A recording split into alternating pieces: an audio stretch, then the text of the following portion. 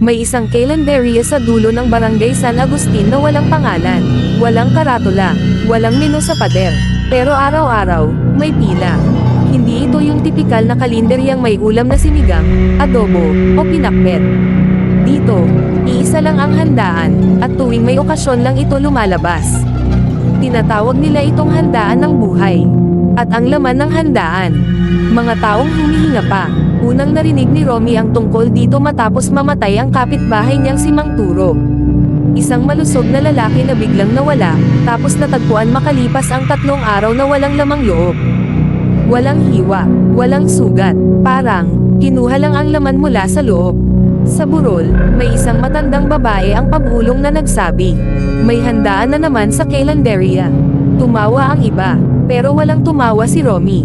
Dahil naamoy niya, sa hangin, kahit nasa burol sila, may amoy ng nilagang karne.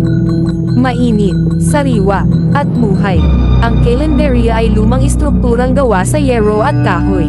Sa araw, sarado, mukhang abandonado, ngunit tuwing gabi ng kabilugan ng buwan, may ilaw na dilaw sa loob, parang kandilang nanginginig. At tuwing ganoong gabi, may mga taong nawawala. Hindi turista, hindi dayo, mga taong kilala, mga kapitbahay, mga kamag-anak. Isang gabi, napilitang pumasok si Romy. Hindi dahil gusto niya, kundi dahil hinahanap niya ang kapatid niyang si Lena, na huling nakita malapit sa calendaria. Bukas ang pinto, sa loob, maaliwalas, malinis, mas maliwanag kaysa sa labas. May mga mesa, may mga plato, may handaan, pero walang pagkain sa mesa. Sa gitna ng kusina, may malaking palayok, kumukulo, at may tunog. Hindi ito parang karne na niluluto. Parang, daing. Lumapit siya. Sa loob ng palayok, isang kamay. Gumagalaw pa. Ayaw mo bang maupo? Tanong ng may-ari ng calendaria. Isang babaeng nakaputi, buhok na puti, balat na parang papel. Ngumiti siya, pero hindi umabot sa mata ang ngiti. Handaan ito, sabi niya. Para sa mga gutom. Gutom, sa ano? Tanong ni Romy, nanginginig. Sa buhay. Ipinakita ng babae ang likod ng kusina.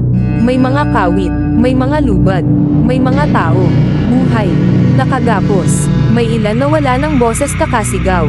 May ilan na nakatitig lang, wala ng kaluluwa sa mata. Hindi kami pumapatay agad, paliwanag ng babae. Mas masarap ang karne kapag may takot pa. Hindi kami pumapatay agad, paliwanag ng babae. Mas masarap ang karne kapag may takot pa.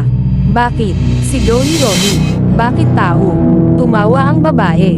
Dahil ang mga kumakain dito, sabi niya, ay hindi na tao. Unti-unting napuno ang calendaria. Dumating ang mga parokyano, mga politiko, mga guro, mga pulis, mga pari. Sa liwanag ng kandila, nag-iba ang anyo nila. Ang mga ngiti, masyadong malapad. Ang mga mata, itim hanggang gilid. Ang mga bibig, may mga ngipin na hindi dapat naroon. Inilabas ang mga ulam. Hindi buo ang katawan. May hiwa, oo, pero hindi brutal. Parang hinimay. Isang plato, puso ni Mang Turo, ginisa sa bawang. Isa pa, baga ng isang bata, inihaw. Isa pa, utak, ginawang sopas. At bawat pinggan, may pangalan. Hinimatay si Romy, ngunit nagising siya sa isang mesa. Nakatali, sa tabi niya, si Lena. Buhay pa, ngunit wala ng mga binti. Kuya, bulong ni Lena. Masakit, pero sabi nila, sandali lang. Umiiyak si Romy, sumisigaw, pero walang nakakarinig. Dahil ang musika ay malakas, tunog ng kubyertos sa buto. Lumapit ang babae. May espesyal ka, sabi niya kay Romy. May galit, may takot, may pagmamahal. Perfect. Inilapag ang kutsilyo sa dibdib niya. Pero bago bumagsak, may sumigaw mula sa likod. Tama, na. Isang matandang lalaki, dating tsuper. Isa sa mga nawawala noon.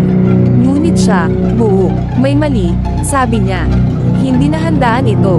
Katayan na. Nagulo ang calendaria.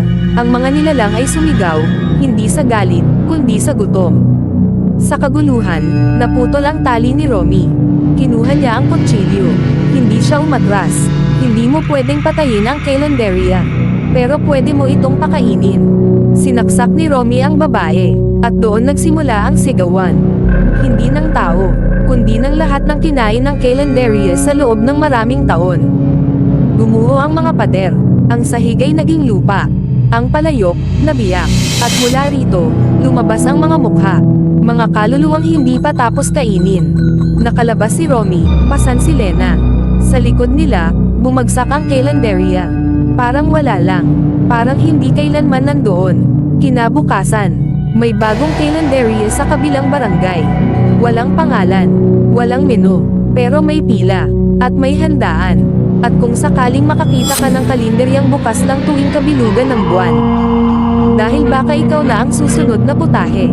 At tandaan mo, sa handaan na ito, mas masarap ang taong takot, kaysa sa taong patay na.